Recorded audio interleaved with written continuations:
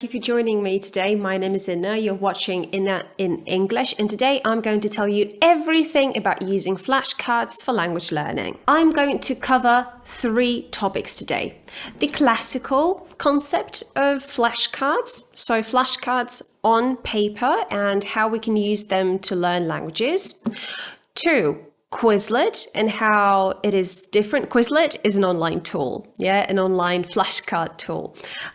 So how it is different from classical paper flashcards.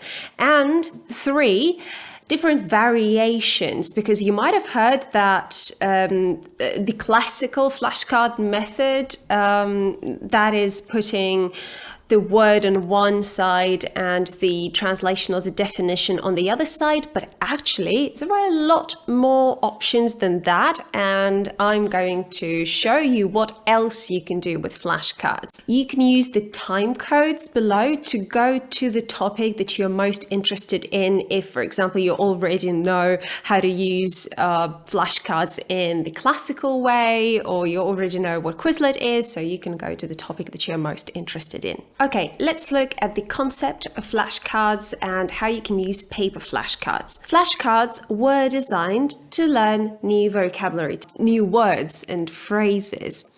And flashcards are based on the idea of spaced repetition. And what is spaced repetition? This is an idea that you have to repeat the words that you have learned. Those repetitions have to be spaced out, so they have to happen after a specific amount of time has passed. How much time? You have a list of words and phrases you want to learn. You take a pack of paper cards and write those words on one side. Then, on the other side, you write down the definitions of those words, or the equivalents in your native language. In other words, the translation. Next, you'll have to learn every day. This pile of cards is your day pile. In the first language learning session, you take the cards, look at the definitions or translation, try to recall the word, turn the card around and check. If you guessed it right, the word goes into a separate pile. If you didn't recall the correct word or phrase, the card goes back into your day pile, or it stays in your day pile. This new separate pile is your week pile. You're going to go back to everything that's in it just once a week. The procedure is very similar. You look at the definition, try to recall the word, but this time, if you don't recall the right word, the card goes back into the day pile. If you guess the word correctly, the card moves to a separate pile again. This new pile is your month pile. You're going to include these words into your learning sessions just once a month. So you have 3 piles: day, week, and month piles. And you go to these piles as often as the name suggests. So every day, once a week, or once a month. To make this method even more effective, you can also add a 3-day pile and a 2-week pile. So in the end, you're going to have 5 piles instead of 3. But generally, I think 3 piles is enough. And this is why the method is called spaced repetition, because you repeat or revise the words in spaced out sessions: a day, a week, a month. Before you go on to flashcards, you of course need to learn the words in the classical way first. Using a textbook, for example, or in a language course. Flashcards are not a substitution for vocabulary exercises in a textbook, for example. They're just an addition to help those new words that you learned in a textbook stay in your memory. But once again, they are not a substitution. If you want to know why I constantly talk about textbooks and why I think that learning with a textbook is absolutely essential to progress with the language you're learning, in this case we're talking about English, then please have a look at this video. It's going to pop up in the corner. Now let's talk about Quizlet. Quizlet is one of the online tools that you can use to learn vocabulary in a similar way to paper flashcards.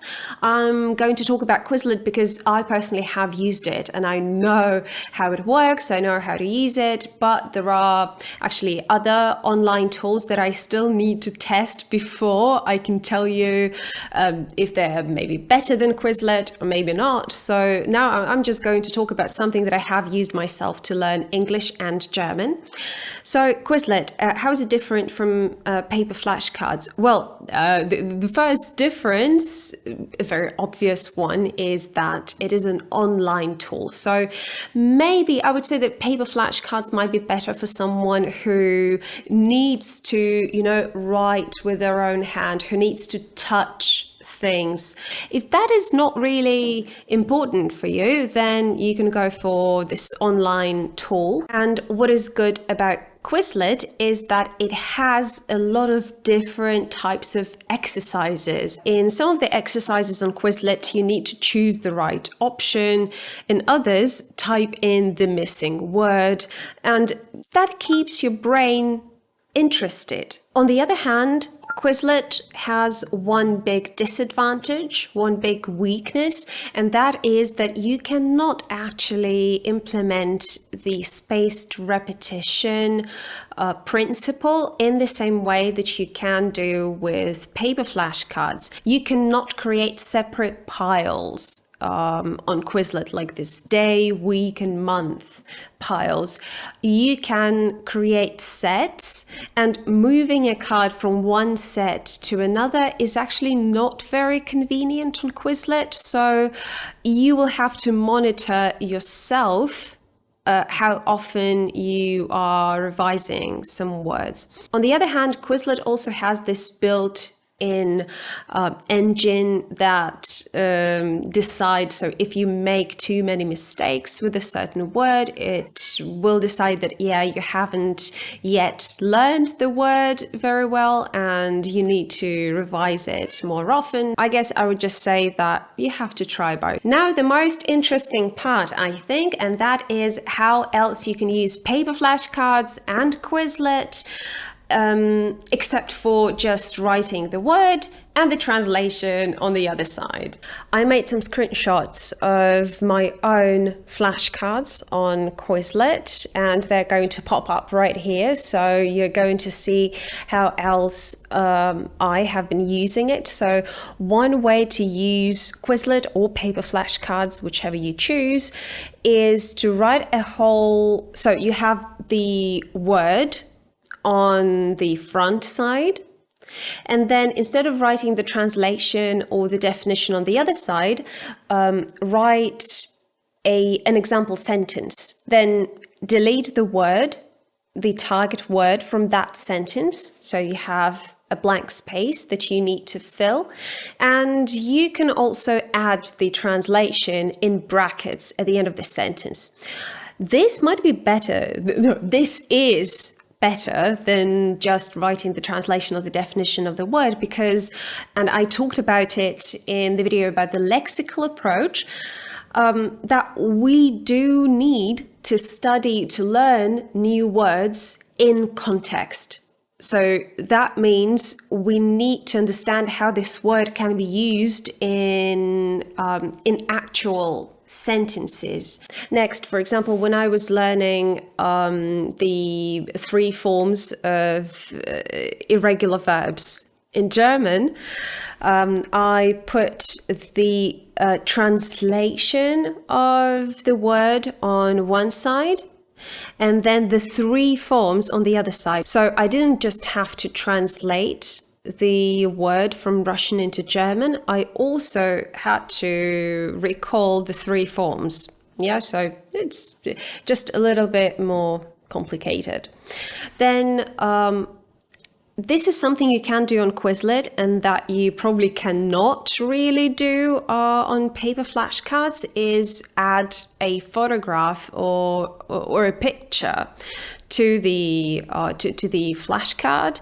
So you just do the same. You put an example sentence there, delete the target word, and then add a picture that you think illustrates this example sentence or is somehow related to it.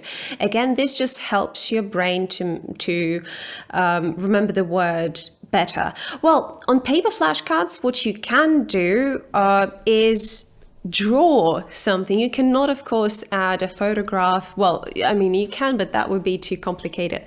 But you can draw something. Another thing that I really like doing is including not just one example sentence, but 3 example sentences where this same word is missing. That makes a lot of sense, especially when you have a word that can have many different meanings.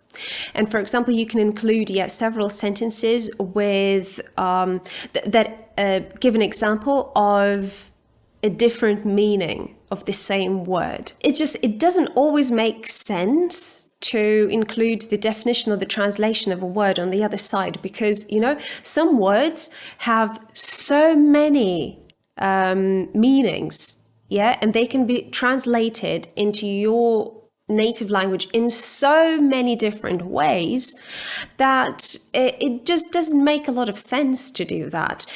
On the other hand, if you write examples on the other side of the flashcard, it is kind of an easier way for your brain to memorize all those different meanings of the same word. But of course, on the same flashcard, you can also include the definition as well, so don't be afraid of putting more information on the back side of the flashcard. What else have I got? Well, if you are including example sentences, it would also be great if you could in some way highlight the collocations with the missing word. Because, and I also talked about this in the video about the lexical approach, that it is very beneficial to learn the collocations with the words, with the new words that you're learning. So don't learn a new word in isolation, because words don't exist in isolation. We use them in sentences, we use them in phrases, and certain words always combine with some other words. And actually there are rules. You cannot combine any word with any other word. No, right? Each word has a number of collocations or phrases it is used in. And to help your brain to memorize those collocations, it may also help to highlight the collocations in the sentences that you include onto your flashcards. And finally, you don't have to write just single words.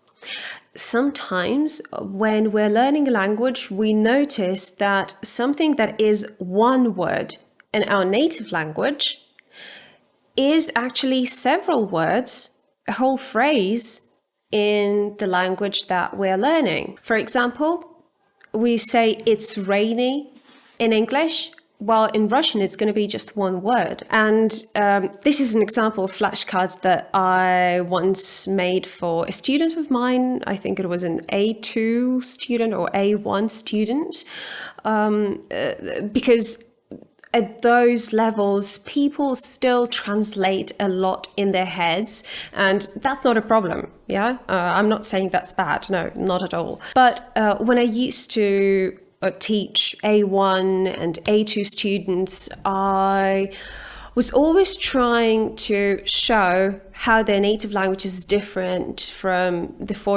English, or how English is different from their native language. And so that's another way you can use flashcards. Include whole phrases there, not just one word. Now, I've been talking about vocabulary a lot. I've been saying that, well, you can use flashcards to learn new words, learn vocabulary, but actually, you can also use flashcards to learn grammar.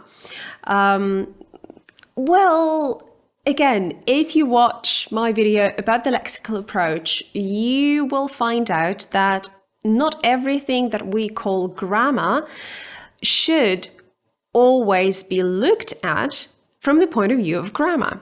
Some grammar that we learn can actually be learned as vocabulary. Okay, let me explain what I mean. Again, when students learn I'd like to at A1 or A2, they don't really need to understand that I'd is actually I would, and that would is the past form of will. They don't need to know that. What they need to know is that they can use I'd like to and then a verb to express their wishes in a polite way. I'd like to go home now, please, for example. And so this I'd like to can be included as a vocabulary item on a flashcard. Even more than that, you can learn pronunciation in a similar way. You can write the word on one side of the flashcard and its transcription on the other side of the flashcard. And this is especially useful if you want to learn the phonemic script, if you want to learn to read those symbols that explain how a word is pronounced.